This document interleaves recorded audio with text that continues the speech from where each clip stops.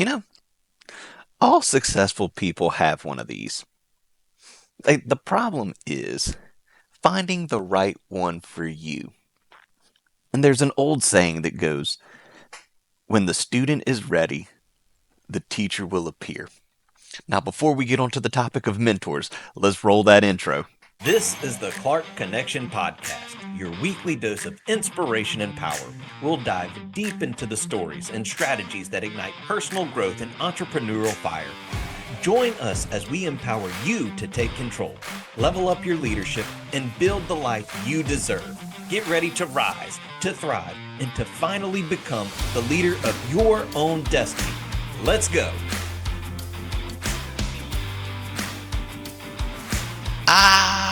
Welcome to the Clark Connection Podcast. So great to have you on here with me today. I'm your host, Aaron Clark, aka the Coach. You know me. And man, we have a great topic that we're going to be covering today. We're going to be talking about mentors. We're going to talk about what is a mentor? What should you be looking for in a mentor? And how to approach a mentor. But before we do that, I got a quick question I want to ask you guys as we're getting to know each other, and I'm just kind of curious that where are you listening in from? So look, just drop that city and state right there in the comments. While I give a quick shout out to our sponsors, and the first one that I want to give a shout out to today is Wayne with 7K Metal Associates. See Wayne for all of your silver and gold needs. And then I want to thank Bobbie with the Comfy Quest LLC. See her for all of your craniosacral, manual lymphatic drainage needs. She's awesome. If you're not sure, go back to episode 3. Fantastic, fantastic episode. Also want to thank Andrew with Automate Integrate Business Professional Services. See Andrew for all of your business solution needs and automations from marketing all the way to automations. Awesome guy, awesome team. Hit him up. And look, everybody's contact information is listed down below in the description. That's how you get in touch with them. Then you can also get in touch with me the same way. And so let's dive in. And so first thing, what is a mentor? And I want you to think about it. Think about all great professional athletes. They all have a coach. They all have a mentor.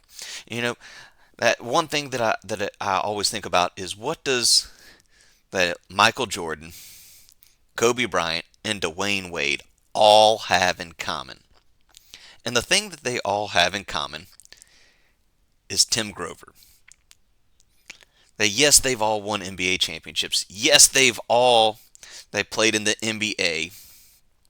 But the one thing that they have in common that really stands out is Tim Grover. And you may be saying, Aaron, who's Tim Grover? Well, I'm glad you asked me that. Tim Grover is the CEO of Attack Athletics. His parents moved over here from India. They were immigrants. And Tim had a dream of training NBA athletes. And he's helped people win over 10 NBA championships. But more important than that is he helps them see things that they don't necessarily see. He helps them to achieve that next level. And that's one thing that you'll see with any successful person is that they all have a mentor.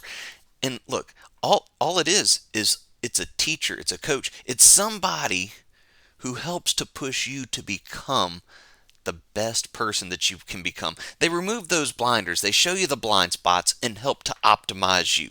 You may have heard of a mentor called by one of these names: the sensei, guru, lama, maestro, tutor, the guide and mentor. And really, it's just someone who helps you to get where you want to be. And a lot of people, they will find their first mentors in books. It's real easy to do. They put it in there, you pay whatever it is, they put their knowledge in a book. It's such a great way to get started. But if you really want to level up and really want to become all that you can be, you have to get you a personal mentor. You have to get somebody that's going to sometimes give you the not so easy truth that you might not always want to hear. that, but it's going to help you to become better. And I've been fortunate in my life that to have some great mentors. And keep this in mind too. Keep this in mind too, that not every mentor is for life. Some of them are for seasons, and you will have a few that last throughout the lifetime. But not every single one of them is. And so, first mentors that I have, and we all have some mentors right out the gate, that is our parents. Our parents are mentors. They help nurture and guide us and correct us and put us along the path to go where we need to go. Our first mentors are our parents. But then I also had two great ones built in that my pawpaw and my granddad. That they were that still are awesome men. I'm fortunate enough to still have them with me and to be able to run ideas and suggestions by them. They're excellent, excellent men. And so these are ones that I would consider to be lifetime mentors of mine. But others that going up that I was able to have, that Kevin Rodrigue, that Rusty Thomaston, Walter Scoble, that Bob Becknell, and Nate Burgess. These were ones right out the gate in high school that really they poured and invested time in me that to help me to become the man that I needed to become. And moving into more of my professional role now, there's several that I've had.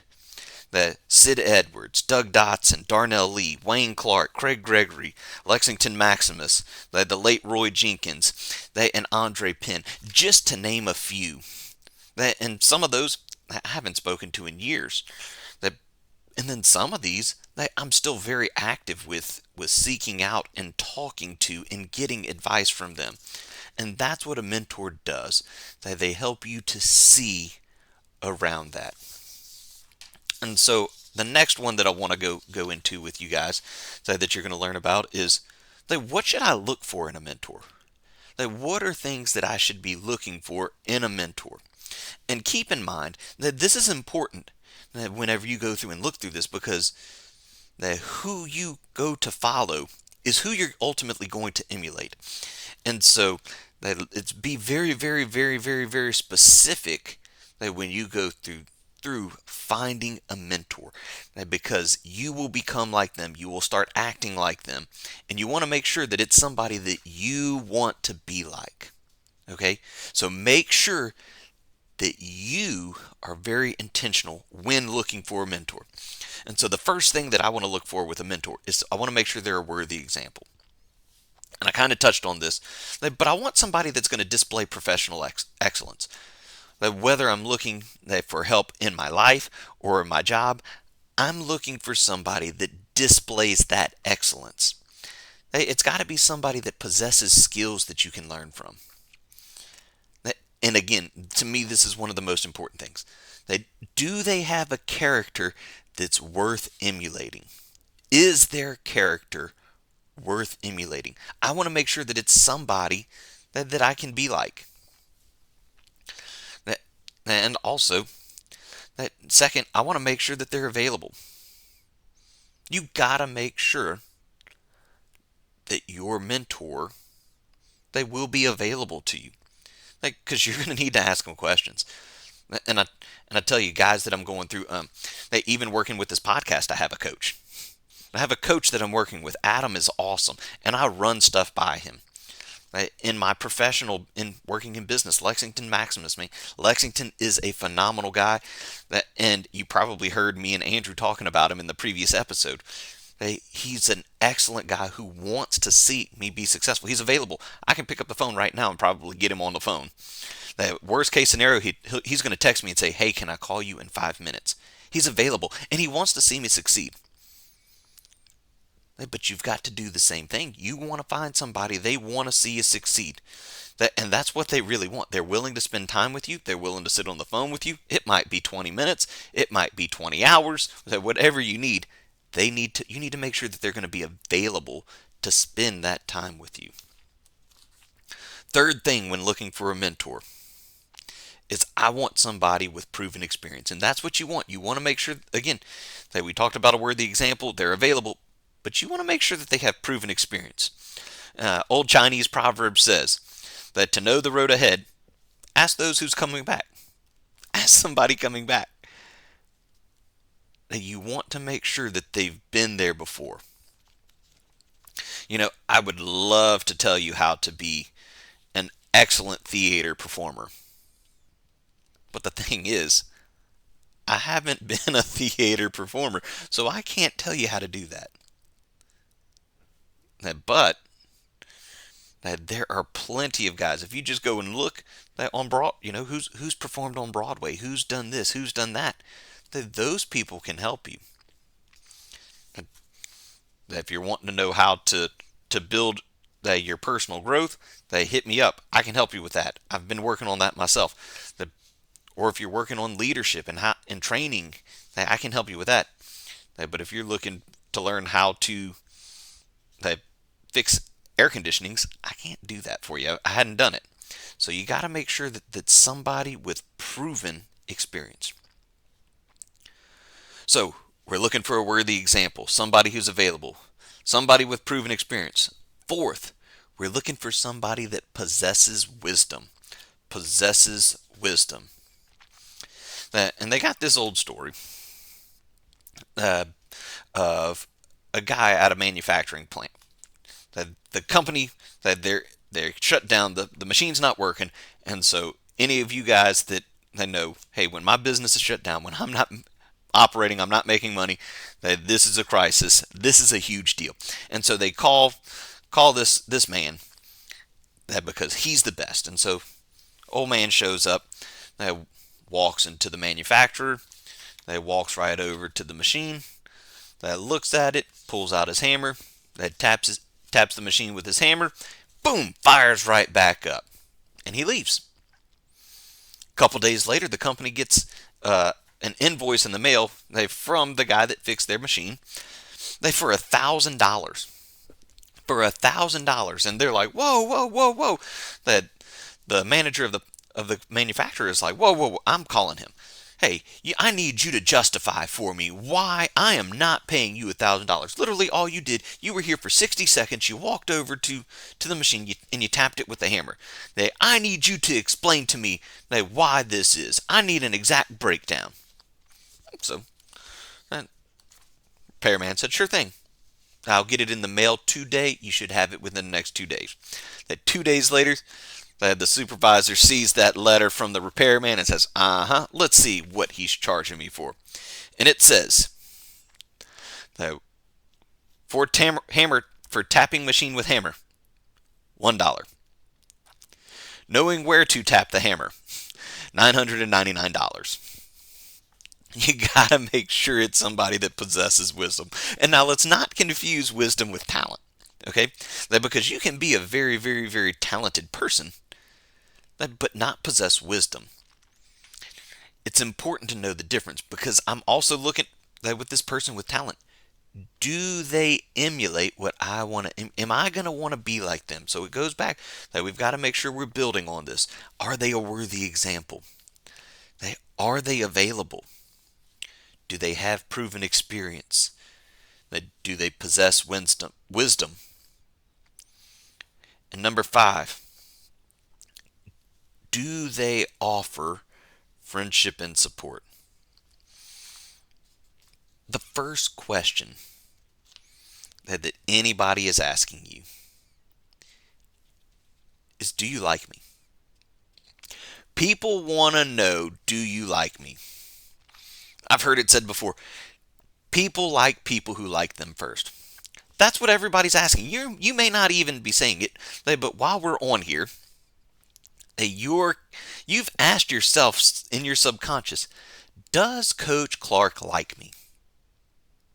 You're asking yourself that. And if you hadn't, think back to when you've had a bad experience with a company or customer service. The first person that you go to and you're like, hey, I'm upset, this is fill in the blank. And they're like, well, I'm sorry, man, I can't help you with that. It's like, they don't even care about me. They don't even like me. But that's the very first thing that you're asking with someone is, do they like me? Do they care for me? And it's the same thing with a mentor. or a coach or a guru or a sensei, fill in the blank, whatever you want to call it. You're asking the exact same question. Do they like me? And a good mentor, that they'll work with you unselfishly to help you reach your true potential. And like I said earlier, this doesn't always mean that it's going to be forever. It may just be in a short season of your life. But there are some that will become lifetime mentors. And sixth, a mentor makes a difference in people's lives. So number 1, they're a worthy example. 2, they're available. 3, proven experience. 4, possesses wisdom. 5, they offer friendship and support. And lastly, and most importantly, they make a difference in people's lives. I would be willing to bet any of those, that list of people that I've mentioned that were mentors of mine, even though we may not have spoken, I would be willing to bet that if I called them, they would answer the phone. It's the same thing. I feel the same way. For those of you that I have coached, and there have been several of you that can attest to this, it might have been years go by, I see your name come across my phone, and I'm answering it.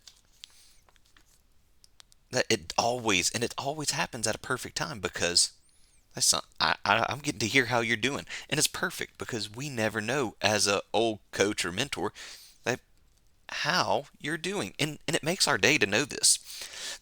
But the word coach, it's derived from a horse-drawn carriage that was developed in the town of Cokes, and that's what a coach does. They transport people from where they are to where they want to be. That a coach, they're worthy, or a mentor, they're a worthy example. They're available. They have proven experience. They offer friendship and support, and they make a difference in people's lives. And now, when you do get this offered to you, it's very, very, very important that you give back. That don't just be selfish and take it all in. Give back. Because the only way you can truly know what you've learned is to go out and do it, and to go out and teach it, and go show somebody else how to be a mentor, how to be a student. Go help them with that. That I've told you before, that as the corporate director for Delta College, that I've got 7 campuses that I am a mentor to those admissions teams. That I've got to give back. I take the knowledge that I get, and I give it right back. Now, also doing that, I have Bible studies. I've told y'all before, I'm the lead pastor for Faith Racers Ministry in Louisiana, and we do Bible studies. It's a great way to give back. I take the knowledge that I get from my mentors, and I share it with other people.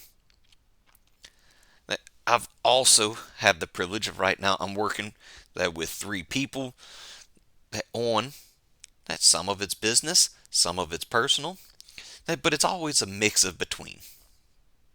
And then countless former students and players that you have to give back. And so, guys, if you've made it this far, before we get on to point number 3, I started in our previous episode with the secret message that we're putting into our comments. So our secret message for this week, that is an apple emoji. They drop an apple emoji in the comments, because teachers, they get an apple. So drop that in there. It'll be our secret. People see it. They don't tell them what it is. They just tell them they got to go listen to the Clark Connection podcast, and they will see what it's all about. And so, as we get into our third point, how do I approach a mentor? Now, one of the best things that you can do is look at the company wherever you're working, see if they have some sort of either formal or informal mentoring program. Several companies do. But ask, hey, I'm looking for this, because that's a great place to get started. Where you're working is a great place to get started, because I'm sure there's several people there that you would want to emulate and be like. That if they do offer this, then make sure you identify a few people that they could see as being a mentor to you. Now, if your company doesn't, then this becomes a little tricky, okay? Because you really have to go outside your four walls. So you're really going to be looking on the four edges of wherever you're at. So you got to go look and see, who are people. Check your church. That's one that I'll tell anybody, that your local church is a great place to get started. They have plenty of people that want nothing more than to see you be successful. They start there. That's a good place. They look for local Rotary clubs. Look for Lions clubs.